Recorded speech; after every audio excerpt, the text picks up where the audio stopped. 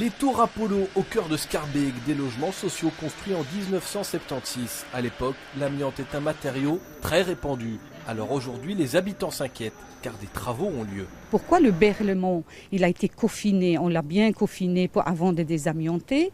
Le viaduc Reyers, on l'a coffiné. Pourquoi ici on ne coffine pas? Ancienne habitante de la tour, Faouzia se demande aussi si avec ses voisins, ils n'ont pas pris de gros risques chez eux, faute d'informations. Je ne le savais pas, j'ai fait des travaux dans mon appartement quand j'habitais ici. J'avais poncé de l'amiante, les plaques d'amiante qui sont sur les châssis.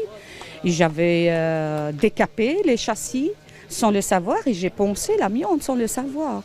Un autre riverain qui tient à rester anonyme nous présente plusieurs documents. Ils concernent des travaux récents. Au départ, l'année passée, les rez-de-chaussée ont été faits et on s'est rendu compte qu'il n'y avait pas de permis d'environnement. Donc, c'est-à-dire les permis d'environnement amiante, c'est ce qui donne les mesures de protection pour que les locataires ne respirent pas les fibres d'amiante brisées pendant les travaux. Et ce permis n'existait pas. Donc la commune elle-même n'avait pas demandé de permis pour réaliser les travaux. Interpellé, le bourgmestre évoque un double problème, mais il réfute tout risque pour les habitants. Il y a un an, lorsqu'il est apparu que l'inventaire d'amiante sur ce bâtiment était incomplet et qu'on a trouvé des plaques d'amiante à un endroit où on ne pensait pas en trouver. Donc les ouvriers qui travaillaient sans précaution sont tombés sur une zone où il y avait de l'amiante, le chantier a dû être interrompu et les procédures amiantes ont dû être mises en œuvre dans cette partie-là du bâtiment.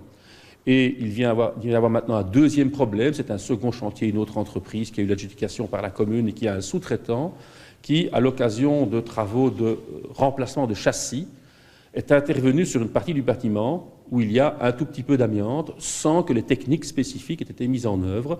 Dès qu'on a appris ça, le chantier a été interrompu, un procès-verbal a été dressé par Bruxelles Environnement et nous réclamons de l'entreprise qu'elle prenne toutes les précautions utiles pour éviter qu'il y ait de l'amiante dans l'atmosphère. Toujours selon la commune, des tests de pollution de l'air réalisés en juin révèlent qu'il n'y a pas de danger pour la santé des riverains. Le chantier se poursuit, mais la méfiance ne semble pas complètement dissipée.